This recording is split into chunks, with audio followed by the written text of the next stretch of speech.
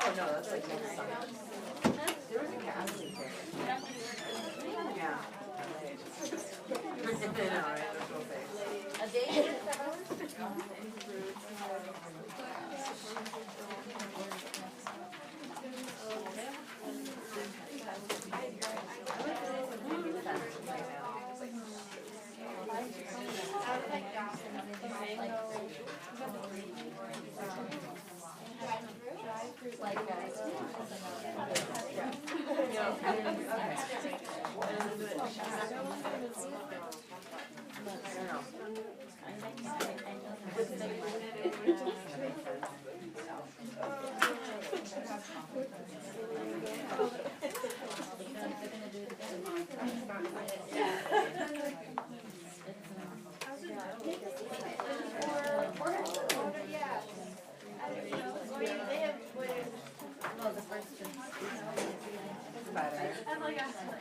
Okay, are we ready? We started chapter 8 like we started before. We're going to actually start over here and basically use something again that we're going to use a lot on this test that's going to help you basically do it. And that's the circle of life, or whatever you want to call it. Okay, so what's on the inside here? High levels of potassium and negative charged protein. For this type of a neuron, we've created what on the inside? A voltage potential of minus 70 millivolts. The major ions outside are sodium, potassium, and chloride. And chloride. Okay? And those are the ones that we're going to be playing with for a lot of material here to help us make sure we don't make mistakes on different things, including hyper and hypokalemia later, right? So this is going to be the key. Put this on your test. Play with this when you're doing these answers. It will help you a lot. Okay, but we're starting off here. We start off with that the resting membrane potential was minus 70 millivolts, and we talked about, so I just put rest up here.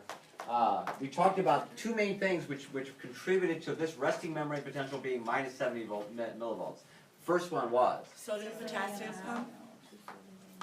sodium potassium pump, and how is that contributing besides creating these two gradients as far as electrically? It's 3 sodium out, 2 potassium in. We're losing more sodium, more positive, than we're gaining positive from potassium. Okay, so that begins to make it more negative. We have more positive out than we are putting back in. Okay, 3 positive out, only 2 positive in. But the real reason that we're at minus 70 has to do with Leak channels. leak channels. And so what about them? They keep a little potassium leaking. Well, right now, I mean, again, even doing the leak channels, if we allow leak channels to occur, which we do, which way is sodium going to leak? And And which way is potassium going to leak? out. Who is leakier at this resting membrane potential? Potassium. So the cell is more permeable, if you want to impress your friend, versus leak, because they're like, what kind of class is this? But the cell, but it means the same thing in our mind, right? The cell is more, during this leak channel, more potassium is leaking out than sodium is leaking in. More positive is leaking out than positive is leaking in. And that really is what sets this equilibrium minus 70, even more than the first one. Because even when all the sodium is in, potassium continuously leaks out until Well, it can even... I mean, what happens is you have sort of an equilibrium idea of you're going down your concentration gradient, right? You know, because we have little potassium out here, but potassium is attracted to the fact that there's negative proteins that's negative, and so it reaches a certain equilibrium. Okay, and the equilibrium is that enough potassium leaks out because we have such a high concentration of this that it ends up being more negative. Okay, some potassium leaks in. I mean, some sodium leaks in. but not enough, to do it. If it were just sodium, if you look at the Nernst equation, this would be a lot more positive. So the cell is more permeable because we have such a concentration gradient. We have like a 40-to-1 concentration gradient that potassium is simply going to leak out, okay, because we got it higher up on the dam. So the cell is more permeable.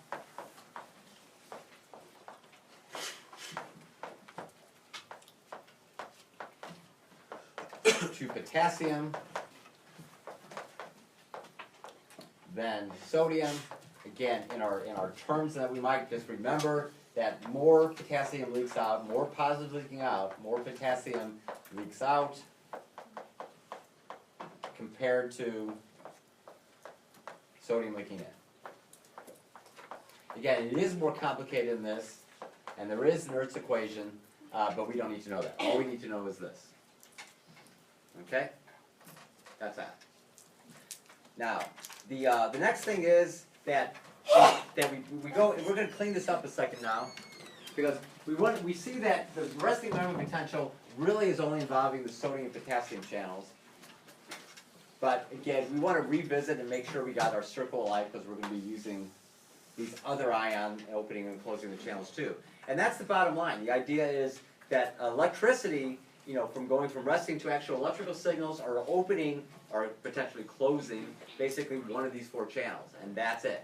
For this unit and the next unit for cardiac, etc. It's only these 4 ions. We're going to open channels to allow these things to cross. That changes the voltage. That's bioelectricity. So the guy doing that, of course, is our neuron here.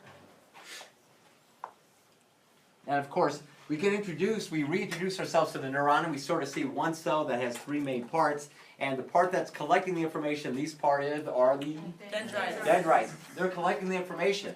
Okay, are they like static? Can they actually have some plasticity? Can we get more? Okay, what little feature did we talk about? Dendritic spines. Okay, here's my little dendritic spines. So dendritic spines, okay, you'll be able to acquire more information involved in memory, That's fine. Cell body's going to integrate the information and send it to this guy who is the axon. The very first segment of the axon seems important. We call that the trigger zone, our axon hillock, but we'll put the trigger zone. So I said, and we're coming back to it, we're going to open channels that are going to change the potential. There are 2 main types of potentials. There are and action. 1, 2, 3. 1, 2, 3. Gradient potentials occur. Yeah, I'm not going to rewrite everything as much as just getting it. Dendrites are cell body, but we are going to pause a minute for these other 2. The action potentials, of course, occur in the axon. Okay, so the other 2 features I want to take a minute on, make sure we get it. Gradient potentials. What are the other 2 features of gradient potentials? Okay, variable strength, and again, lose strength as they travel. You have it better than I have up here. So this is just helping us review. So variable strength, because the strength of the gradient potential is dependent upon what? The strength of the signal. Yes, okay? And that becomes important. So the variable strength is dependent upon the strength of the signal.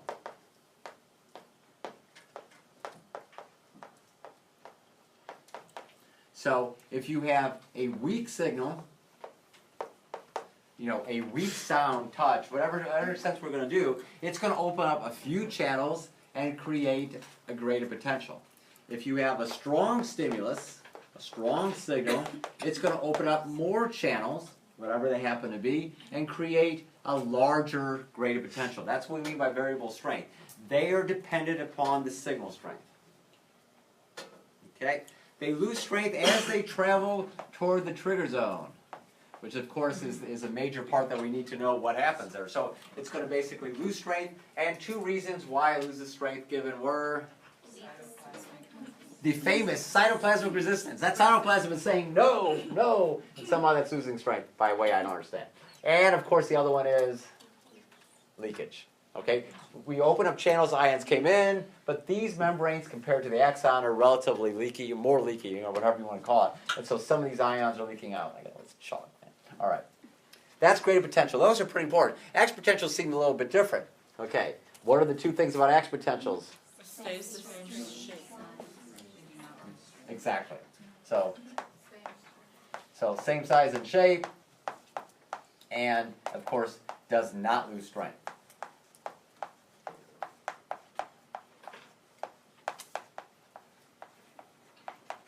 Because whereas graded channel we're opening up a few channels, axon, we have again a few channels we're opening. Along the axon we have how many channels?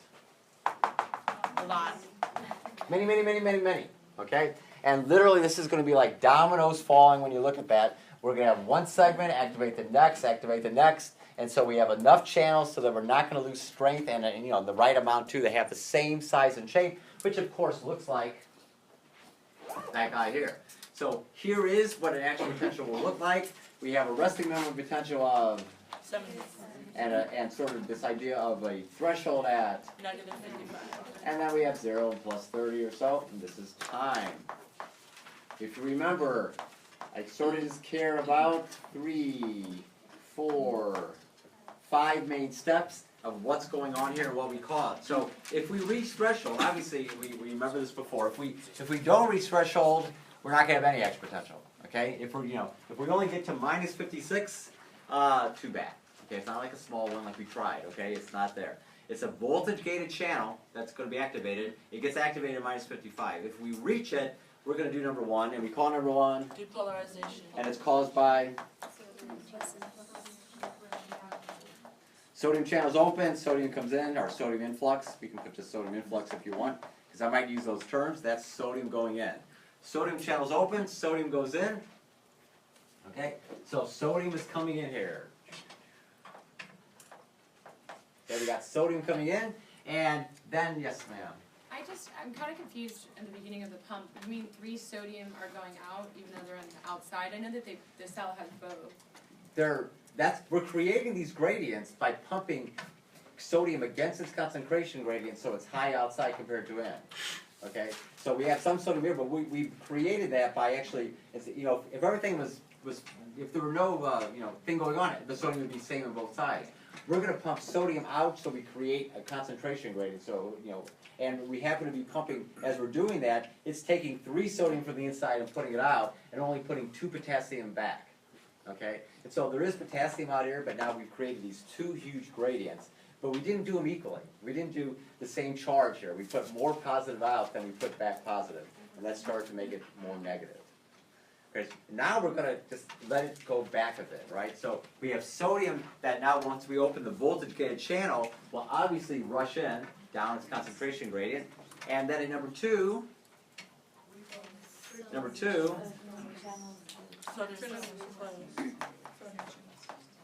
okay, they basically close. Of course, we know, because we've gone through this, what actually closes? Inactivation gate. But I'm not going to put that right now, okay?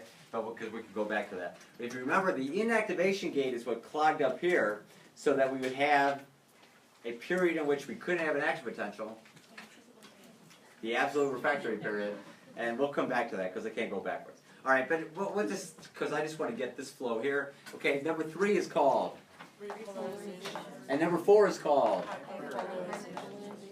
So repolarization, again, I'm not trying to write this so you can read it because you have these notes. I'm just using this to guide us through this. Because they're both, in this case, caused by the same thing. And that same thing is potassium going out. Potassium efflux. Potassium channels open, and of course from this we realize if we open potassium channels, potassium goes out. That causes the repolarization and the hyperpolarization. Okay? Then potassium channels will finally shut. What is causing the slow rise back up to resting? Sodium is going to leak in. So sodium will use its leak channel because now if we're hyperpolarized, let's say we're at minus 90, you can imagine that's going to attract that positive charge through that leak channel a little bit more, okay, until we reach equilibrium. Those are the 5 steps. Any questions about those 5 steps? Okay. Oh yeah, I do have one question. We sort of mushed together step 3 and 4, the repolarization and the hyperpolarization, just because they're both caused by the same thing. Yeah, that's why I put it there. So, I mean, originally when I put it, sodium channel or potassium channels open, it goes out. Hyperpolarization, they stay open and more goes out. So the summary is sort of that. But they're both, it is simply sort of a continuation step.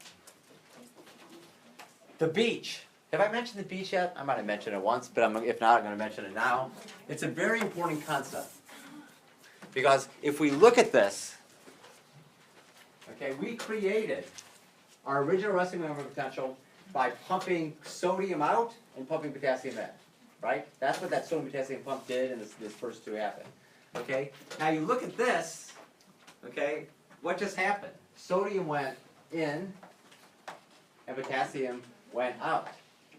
Does that mean, okay, we can't do another action potential? Sodium potassium pump, get to work and start this all over again, and once you're done, we can do it again.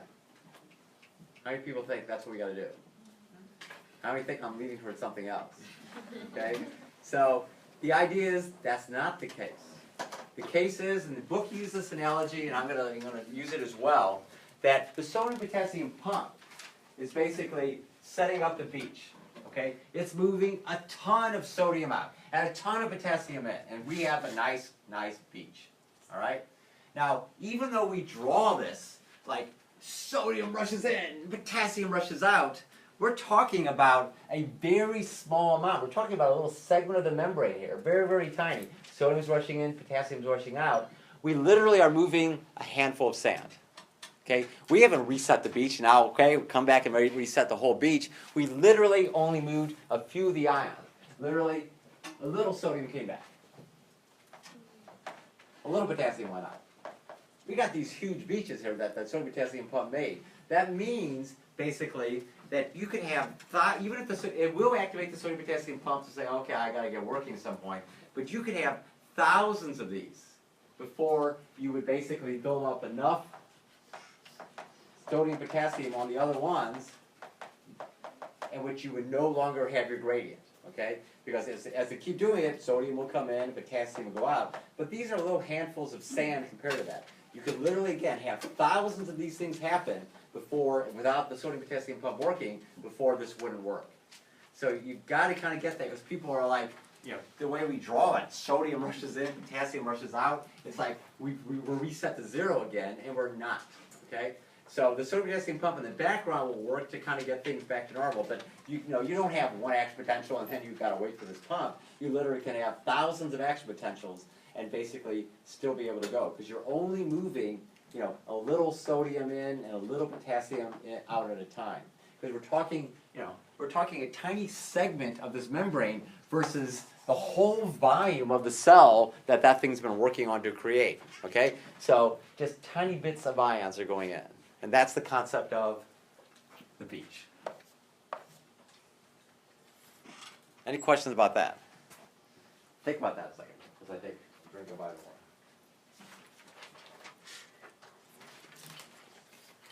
Any questions about that now? Can you just explain it The again? Sorry. well, Slower.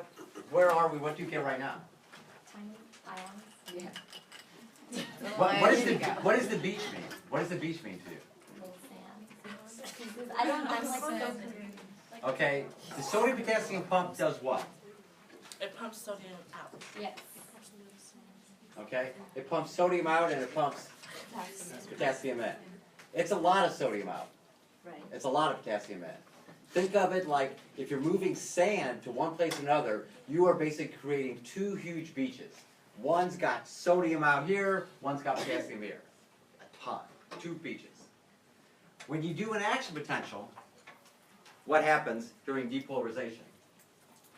It becomes more positive. What's happening? What's actually physically happening during depolarization? This sodium is going in, right? And what's happening during repolarization and hyperpolarization? You have potassium. Potassium is going out. Okay.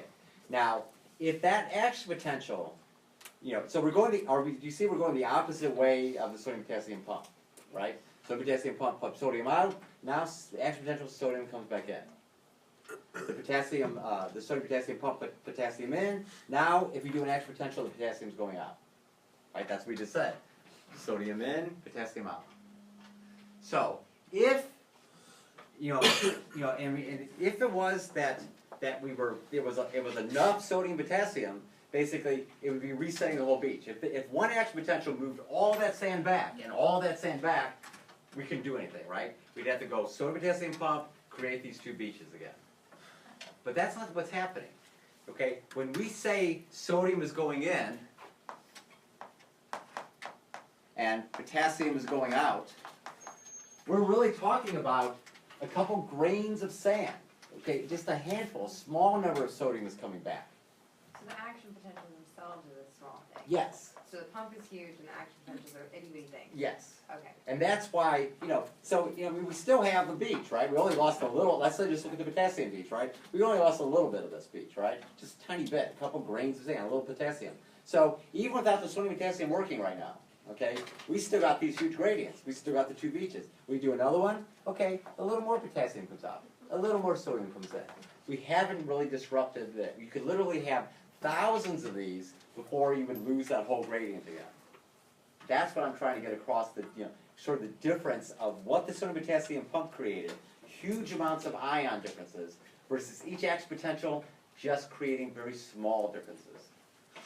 Does that help? Yes. That's the beach. I think the beach kind of confused. Well, I don't know, you can think, again, all these analogies, either they work for you or you can just know it some other way. It's just, but the important thing is actually to get the concept anyway. You want to say that you can have like thousands of action potentials at one time. You can literally, even without the sodium potassium pump working, you would have thousands before it wouldn't work. And the idea is you are having thousands of them that are happening. And in the background, the sodium potassium pump is like, okay, I'll keep resetting it. But it's not like it's not in a big rush like, you had 10, now you have to do it because it's moving so little. So the sodium potassium pump is always working, but yeah, you're having thousands anyway at a time, and you're just moving a few ions out of this whole number of ions that you created. That would be the beach, yes. When you close the NA channels at number 2, the potassium is still going out, which makes it more negative. Correct. Okay. And that causes, that's causing the repolarization and hyperpolarization, exactly. So at number 2, the sodium channel's closed. So there's a difference between closed and inactive, right? So, no? No. Same? I mean, I'm using them, I'm using them synonymously, no. So, even this idea of close, open is a little, it's increasing permeability and decreasing permeability. We don't have like really off on, right? We sort of have more and less activity. So you can use them synonymously. I'm almost making open, close, neuron on, off, sort of just so we get it, in easy terms. So for the circle of life, like at number 2, where we have the cell being more permeable, where more potassium is leaking out compared to the sodium leaking in, is that sort of like a reverse of the pump? Yes. Yeah, the leaking in is always the reverse of the pump. Okay. But again, it's just it just sets us to an equilibrium. So they work together, right? Basically, I guess you almost think like the pump overdoes it, and then the leak sort of gets us back to an equilibrium in a way, or however you want to look at it. But yeah, it's the exact reverse. It's perfect. Yeah. It's not like any more or less. It's literally like a perfect. It ends up being a perfect equilibrium, at least for us, right? But it is where we do have big differences between the two. But now it's sort of equilibrated between its like charge and its concentration, and so it stays there. And that's -70. Action potentials. There they are. We have the beach concept. Now we're coming back to this, and we're gonna revisit this, a little more in detail in a second. But when we talk about basically the action potentials, they're going along the axon. They're all the same size and shape, but and let's say this is axon A. And so we're talking about the speed of conduction, how fast it is. Are there axons that can basically conduct this at faster rates, more meters per second? And so we're talking the speed of conduction. Myelination diameter. The speed of conduction, which is sort of meters per second, how fast that action potential can travel on a particular neuron is related to those two things that she just said. It's the diameter of the axon and the degree of myelination. Okay? Larger diameter or more myelination means it's going to be faster on a given neuron. Okay? So basically, so the idea of that, that's the idea of between neurons. The speed of conduction of a neuron is dependent upon its diameter and if it's myelinated. If it's myelinated, let's myelinate this guy. We see again, we don't myelinate the entire axon. We actually have spaces in between. What are we going to put in those spaces? That's where we're going to put the channels. They are called the nodes of Ranvier.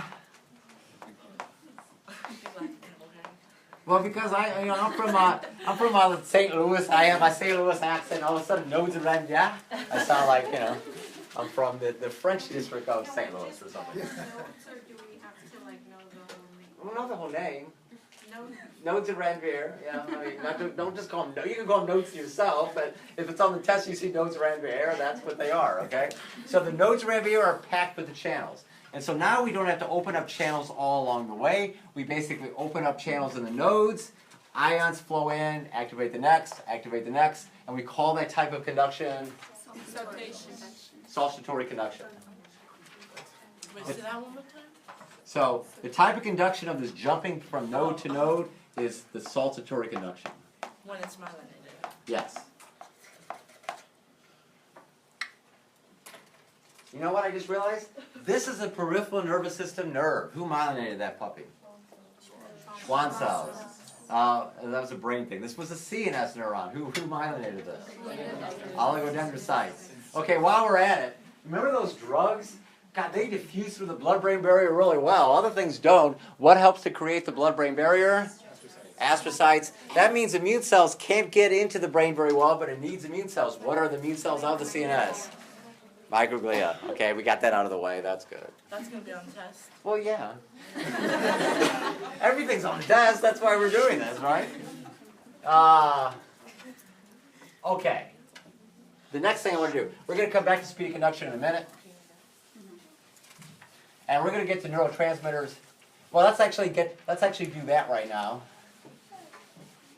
Okay? So, we did the X potential. Same size and shape. All the channels, whether myelinated or not, they reach to the end. We got a space. Of course, we already know that's the synapse. And so, we need to release something. What is this? The synaptic terminals, vesicles of neurotransmitters. How are we going to release those? Calcium. We have voltage-gated calcium channels. Voltage-gated calcium channels located in the nerve terminal. Here we had voltage-gated what? Throughout the axon. Sodium and potassium channels. So voltage-gated sodium and potassium are here. Here are voltage-gated calcium. And voltage-gated calcium are responsible for what? Moving along the neurotransmitters. Causing the neurotransmitters to be exocytosed or released into the synapse. That is their job over there. That is where they're located. That is what they do. Okay? The sodium and potassium voltage-gated, they are located here. Okay? They are conducting the X potential. Here we might have all other types of channels when we actually talk about this next, about what it actually does as far as how we create excitatory or inhibitory signals. But that's where they are. Okay? Now, what I want to do before we move on and kind of continue on and get this is, if you have questions, and let's just look at a few. Let's say we're going to use some antagonists or blockers. Let's block some of these voltage-gated channels. So voltage-gated channel blockers. Okay? And let's assume, which might be a good assumption as far as this, there are no voltage-gated channels in the dendrites and cell body. There are going to be other types of gates.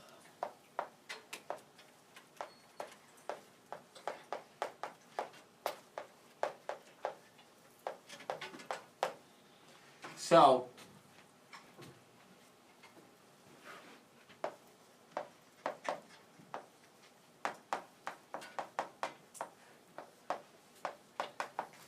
I'm going to put all 4 ions here.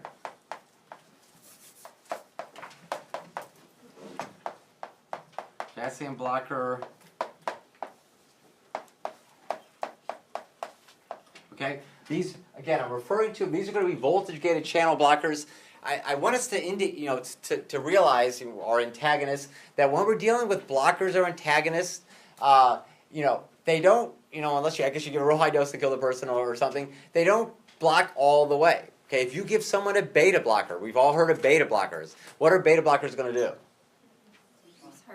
They're going to decrease heart rate and therefore blood pressure. If you give a beta blocker, does that mean you stop the heart?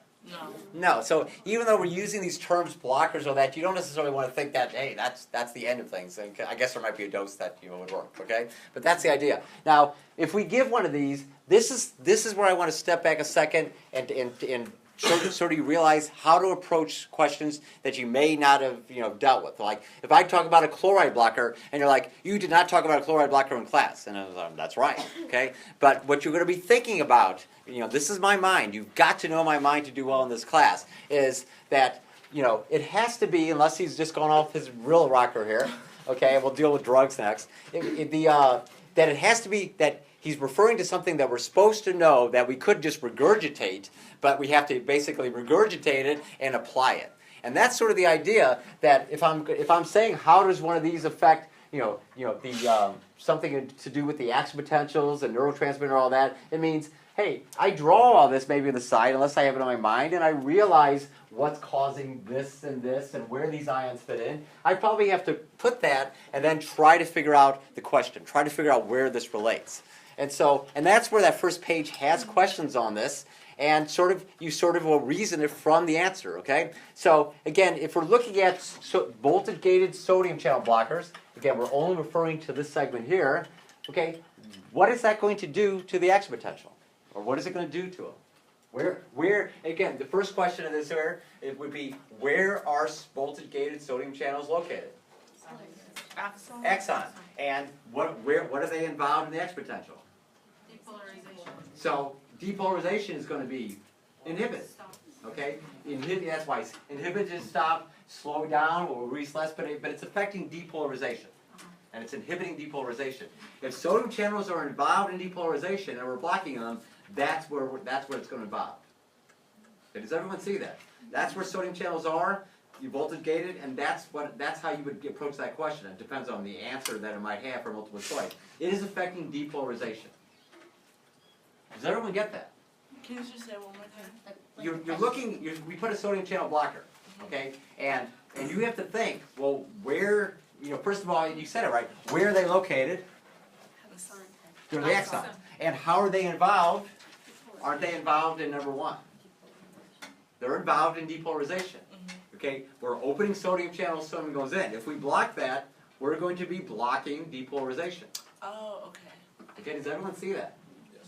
Okay, that's how you would approach. And again, even though I put on that first page, I made some like free response type things. I don't like those any more than you do, because what is he really asking? Then further down on the page, I'm going to be putting what you'll actually have, multiple choice. And you're going to have to look through that and look for something that is involving, I'll have it affects neurotransmitter release, it affects the rate of conduction, it affects repolarization, and like wrong, it affects depolarization, correct, okay? And you figured it out. You put this down, and that's how you got that. If I put a calcium channel blocker, okay, is that going to do anything to the action potential? No. Because where are voltage-gated calcium channels? And what is it going to end up causing that or affecting? The Neurotransmitter release. Okay? Does everyone see what I'm saying? Okay, if you just look calcium channel blocker and you're like, what is he talking about? Yeah, what I'm talking about is I'm making you do like a word just like draw a neuron and tell me what happens. I mean, that's just not this course, okay? But you do have to know how to draw a neuron and tell me what happens. But you're going to do it on the side or in your head and realize if we're talking voltage-gated calcium, we're talking not about the action potential, we're talking about the release of neurotransmitter. And once you start doing that for my test, whether it's drawing an action potential next to it, the circle of life, or something like this, then you're going to say, okay, I know this really well, I've been practicing on my whiteboard, I'll go ahead and put it down next to this, and then figure out the answer, and then find it in the multiple choice. Okay, sort of a 3-step process. You can do it in your head in my note if you want, but I recommend sort of repeating what going through like what we did today, so you have all this, and then when it's, there'll be some straightforward things, but other ones that are critical thinking, that's what we want to do. If we put a chloride blocker, okay, how is that going to affect this? It's not. It's not. Okay? Excellent. Because I've already said, because you could go, it could affect something here, but I actually said there are no voltage gated. There's no voltage gated here, no voltage gated there. That would not affect this at all. Okay? We can use another scenario in which we might block, some other chloride receptor on the dendrites, but we're not doing that. Potassium, it's going to affect what? Repolarization and hyperpolarization. Yes. Okay? That was the second thing I want to make sure, because what that's doing, and again, you look at some of those extra questions on that first page, especially the multiple choices on the bottom, that's how you approach that. You draw what we know, and then you try to figure out the answer from that, and then look for the correct answer. And again, you're like true, or you might be false, false. There's going to be, I do this where there's one right answer.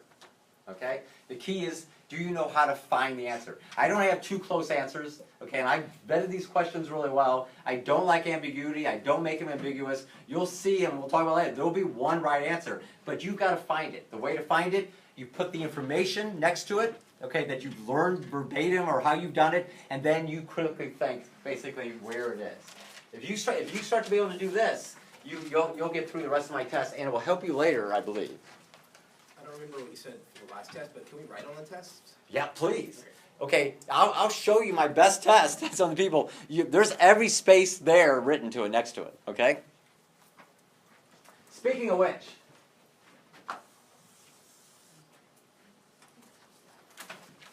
let's do 2 more things for sure before some people might leave, because some people can't stay past the time, and then we'll continue for other people. So, we come to neurotransmitters, and we'll go back to a little bit about them, but I want to actually talk about its effect on the postsynaptic cell, because we have that up there. Again, it's either going to excite it, and when we say excite it, which direction is it going to affect the postsynaptic cell as far as the action potential? Depolarization. So, depolarization, okay, that's going to be excitatory postsynaptic potentials, okay, if it depolarized. And we'll put a little plus there for fun, okay? IPSBs, hyperpolarized, or at least oppose, if we're doing both, right, maybe it won't only, but it's going to oppose the excitatory. So these are inhibitory, and so inhibitory postsynaptic potentials. Then of course, what can cause that? 1, 2, 3, 1, 2, 3, open, open, close, open, open, close. Circle of life, almost messed up there. Sodium, calcium, chloride. If the cell is going to cause an excitatory postsynaptic potential, what are we going to open? Sodium's going to come in. What else are we going to open? What are we going to close? Open sodium, sodium comes in. Open calcium, calcium comes in. You close the opposite one. Close potassium, positive stay in. That's going to cause, that's some of the ways that we create excitatory. How do we create inhibitory? We're going to open what? Potassium. Potassium goes out, makes it negative. We're going to open. Chloride. Chloride goes in. We're going to close. Sodium, less positive, goes in.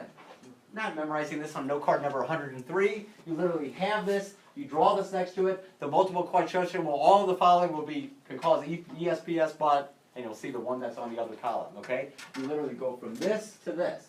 Inhibitory means it's more negative. We open potassium. Potassium goes out. That makes it more negative. We open up chloride.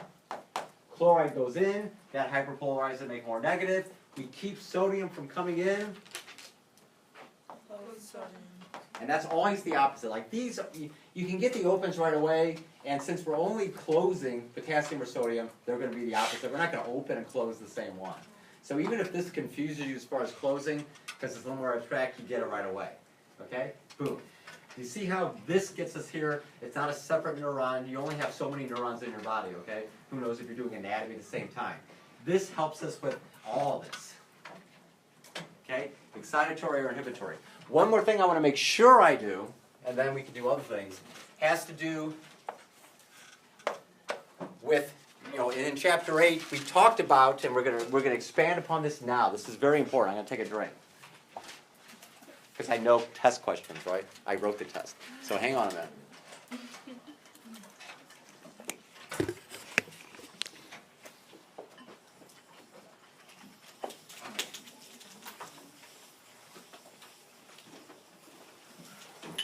Speed of conduction versus frequency of action potentials.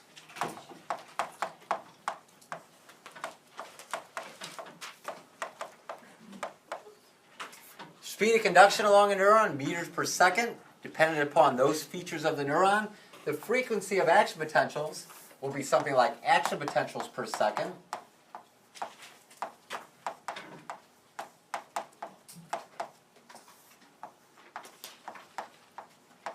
And for a given neuron,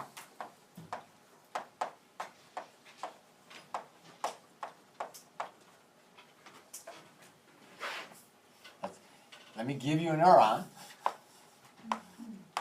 This neuron A,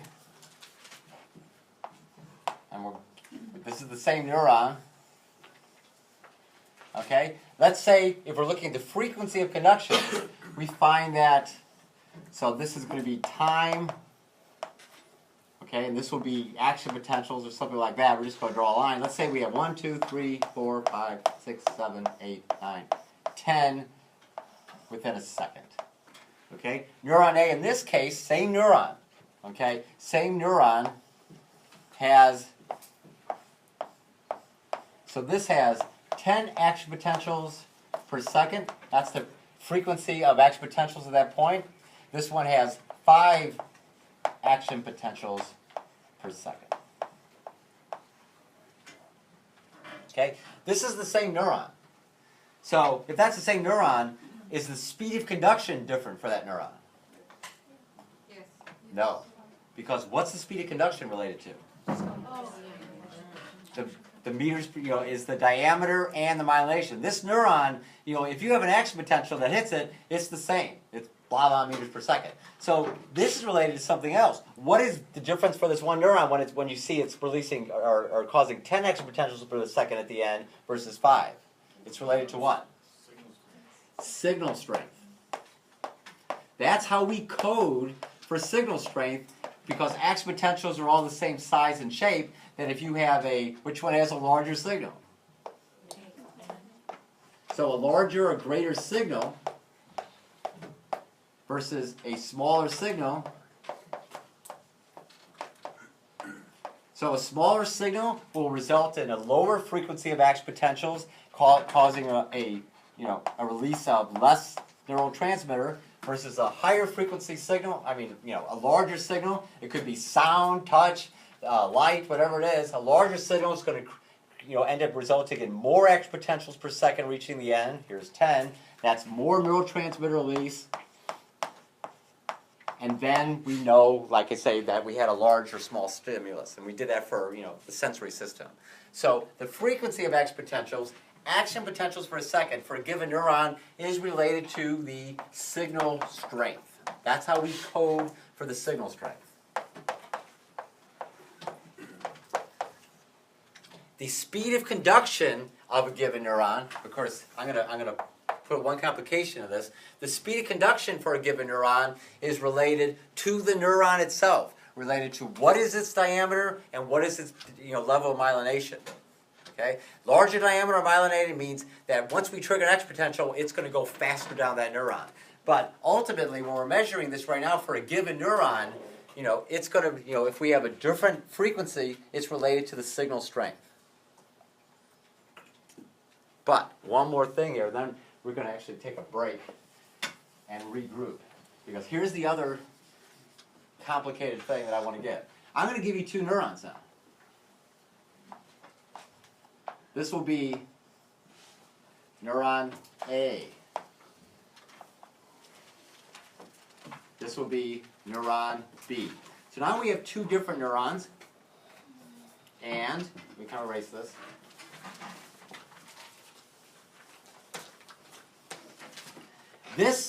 neuron A is going to have, it's a whole different neuron, is going to have 2, 3, 4, 5, 6, 7, 8. It's going to have 10 action potentials per second. Okay. Neuron B is going to have 1, 2, 3, 4, 5 action potentials per second when we measure it. Corresponding. What? So B has no dendrites? These are all dendrites. Oh. Okay. I mean, I'm trying to make it just a simplified neuron. Okay. So 10 action, but in this case, we're going to have. So we have two different neurons now, but we're going to have the same signal strength.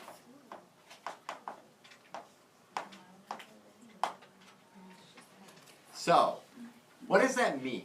Okay, we have the same signal strength, but we have two different neurons, resulting in more action potentials reaching the end per second than this. What can we say about neuron A compared to neuron B? It's like myelinated or it's bigger? Yes.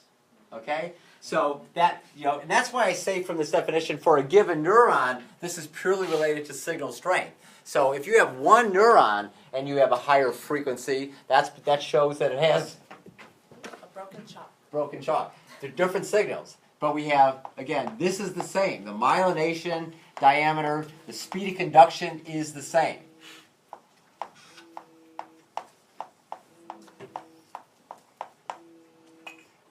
But in this case, we have the same signal strength, but obviously it must mean the speed of conduction is different. That means the speed of conduction has to be related to this. That means this one, in this case, has to, compared to this, same signal strength, has to have either, a greater diameter and or myelinated.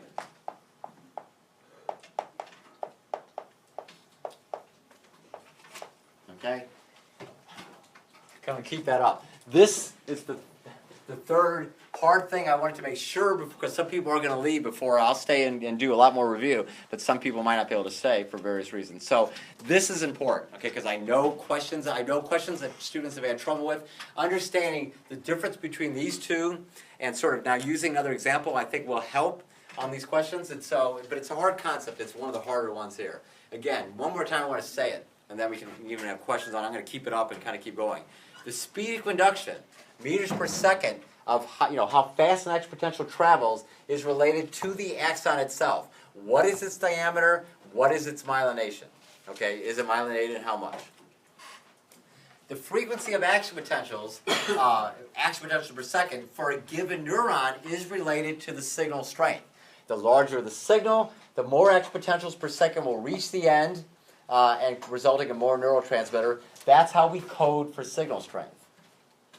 But you can look at this case in which you have the same signal strength, but if this neuron was faster in conducting it and you measure it at the end, you're going to have more action potentials per second because you're going to have as it's signaling it, it's more of it's going to reach the end compared to this one.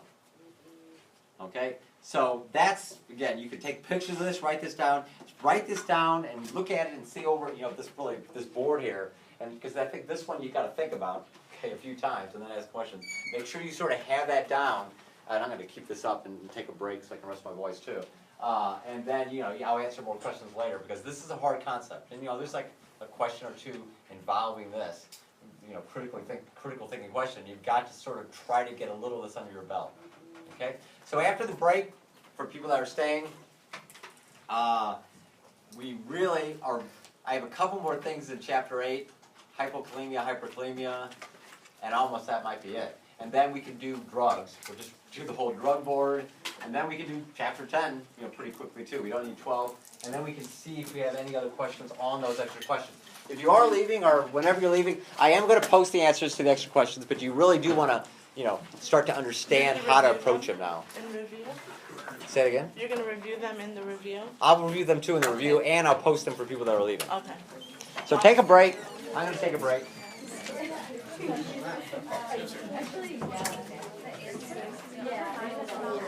Joe, I thought I started blocking answers. because they might not even match. Oh, okay, 'cause I was gonna say they're there on one. You're right on the thing about I started because I took, thanks for getting back to the yeah, I know, because that's what I started today. 9 is number.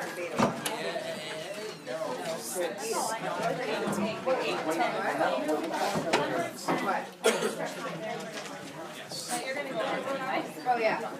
Oh, no, I know, I will call it.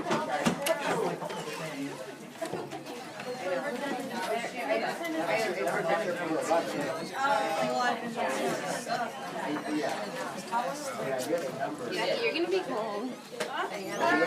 Read it. I think he actually deserves, right? I think he Oh, it's just.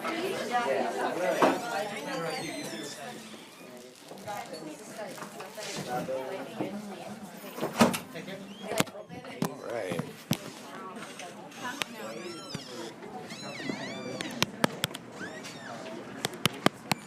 Yeah, the test was a little bit more tricky than